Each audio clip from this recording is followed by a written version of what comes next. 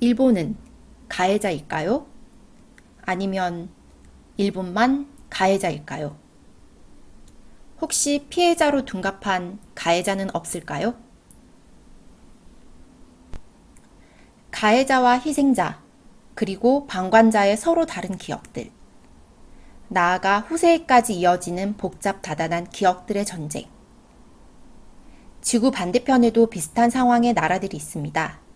폴란드가 가장 대표적이죠.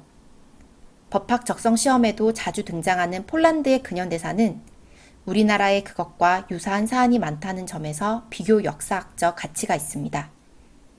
따라서 우리나라의 상황을 꼬집기에 부담스러울 때 폴란드의 상황에 대해 논지를 펼치는 것이 출제위원에게 해방감을 줄 수 있죠. 그래서일까요? 유난히 폴란드가 법학 적성 시험에서 자주 등장하는 것 같습니다. 이와 같이 다른 나라의 내용을 빗대어 우리나라의 상황에 대해 질문하는, 즉 비교하는 식의 접근 방법은 법학 적성 시험에서 두루 쓰이는 것 같습니다. 비교 역사학, 비교 정치학, 비교 경제학, 비교 문학 등 분야도 다양하죠. 역시 해방감 때문이겠죠? 오늘 소개해드릴 책은 폴란드의 이야기를 큰 줄기로 하고 있으며 일본 제국주의를 비롯해 동유럽, 아프리카 등 세계 여러 나라와 한반도, 그 중에서도 심지어 1980년 광주까지 다루고 있습니다. 서론이 길었네요. 본론으로 들어가 보겠습니다. 이 책은 앞에 소개드린 책들과는 다르게 문장이 기출문제와 상당 부분 유사하진 않습니다. 하지만 책 전체가 폴란드 지문들을 펼쳐놓은 느낌이죠.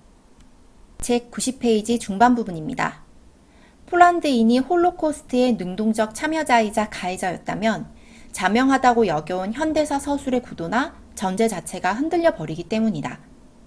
폴란드인도 유대인과 마찬가지로 나치즘과 제2차 세계대전의 희생자였다는 전제에 따른 폴란드 현대사 서술의 기조나 가해자, 피해자, 방관자의 산분법적 구도 위에서 폴란드인을 방관자의 범죄에 넣었던 홀로코스트에 관한 역사 서술도 바뀌어야 했다. 그로스의 이웃들이 도발적인 것은 바로 이 점에서다. 이 책 120페이지 후반 부분입니다. 유대인의 비극을 너무 강조하다 보면 플로레탈리아 계급의 고통을 소홀히 할 수 있다는 사회주의적 보편주의가 이들을 지배했다. 1968년 소련을 필두로 대부분의 동유럽 공산당이 전개한 반유대주의 캠페인이 잘 보여주듯이 당시 현실 사회주의 국가들은 체제 위기와 맞닥뜨리고 있었고 그 타깃책의 하나로 반유대주의를 내세웠다. 121페이지 초반 부분입니다. 현실 사회주의는 프로레탈리아 국제주의와 보편주의의 대의를 실현한다는 현란한 수사 뒤에서 이렇게 민족주의로 뒷걸음질 치고 있었던 것이다.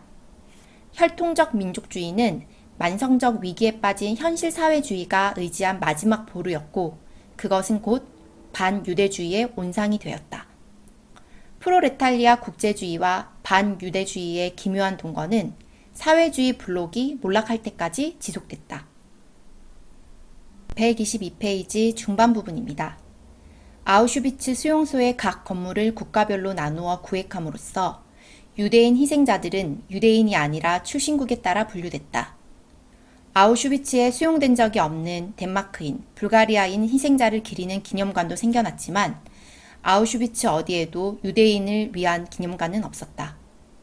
모든 희생자를 국적에 따라 분류함으로써 아우슈비츠에서 유대인이란 존재를 지워버린 것이다. 140페이지 초반 부분입니다. 이 회의는 스톡홀름 선언을 공표하는 것으로 마무리되었는데 한마디로 홀로코스트를 기억하는 것이야말로 지구적 시민의 미덕이라는 내용이었다. 이는 사실 서유럽 국가들이 동유럽 국가들의 홀로코스트 교육을 의무화해야만 나토나 유럽연합에 가입할 수 있다고 통보한 것이나 마찬가지였다. 여기까지. 떠오르는 법학 적성시험 기출문제가 있으신가요? 2018학년도 언어이해 4에서 6번인데요. 이 책은 지문의 내용을 보다 친절하게 설명하고 있습니다. 따라서 이 책을 공부하면 관련 내용에 대한 논리적 사고 과정을 쉽게 터득할 수 있습니다. 사실 해당 지문의 내용은 저자의 논문에서 보다 정확하게 확인할 수 있습니다. 키워드와 문장이 거의 유사하죠. 마치 앞에 소개한 책들처럼요. 직접 확인하고 싶은 분은 역사의 금기와 기억의 진정성과 전 지구적 기억 공간과 희생자 의식을 찾아보시기 바랍니다. 이 책은 또 2015학년도 언어위의 21에서 23번 지문에 대한 설명도 포함하고 있습니다. 앞서 설명한 2019학년도 언어위의 4에서 6번처럼 책의 특정 부분이 아닌 전반에 걸쳐 설명하고 있죠. 실존의 회색지대, 살아남은 자의 무게 등 목차만 봐도 느낄 수 있습니다. 이 책은 2019년 1월 처음 출판된 기억전쟁입니다. 앞서 소개한 책들과는 다르게 출제 이후에 출간된 책이라는 점에서 의미가 적다고 볼 수도 있지만 해당 내용을 다룬 논문들은 그보다 앞서 나온 것들이기 때문에 법학 적성 시험에 대비한 사고력 증진에 도움이 될 수 있다는 점에서 추천드립니다. 사실 출간일 이슈로 인해 함께한 수험생 중에는 필독서로 볼 수 없다는 의견도 있습니다. 선택은 자유입니다. 만약 폴란드 관련 문제가 3년에 한 번씩 나오는 것이라면 2021학년도를 준비하시는 분들은 굳이 읽지 않으셔도 되겠지만 내년 일은 또 알 수 없으니까요. 이 책이 아니더라도 관련 내용을 더 심도 있게 파악하고 싶으시다면 빅터 플랭클의 죽음의 수용소에서를 추천합니다. 보다 자세히 알 수는 있지만 시선이 다릅니다. 하지만 저는 이 책 기억전쟁만 읽어도 충분하며 이 책 기억전쟁을 읽을 필요가 있다고 강조하고 싶습니다. 법학전문대학 협의회가 해설서에서도 밝히는 것처럼 법학 적성시험은 예비 법조인이 알아야 할 기본 교양 지식을 제시해 준다는 점에서 한국인의 시선에서 내용에 접근하는 것이 시험 준비하는 데 보다 적합하다고 생각하기 때문입니다. 저자는 서강대학교에서 역사학을 가르치고 계시는 임지연 교수님이십니다. 폴란드 바르샤바 대학, 프랑스 고등사회과학원, 베를린 고등학술원 등에서 초청 방문 교수를 지내셨고 트랜스내셔널 인문학 연구소 창립소장으로 역임하고 계신다고 하네요.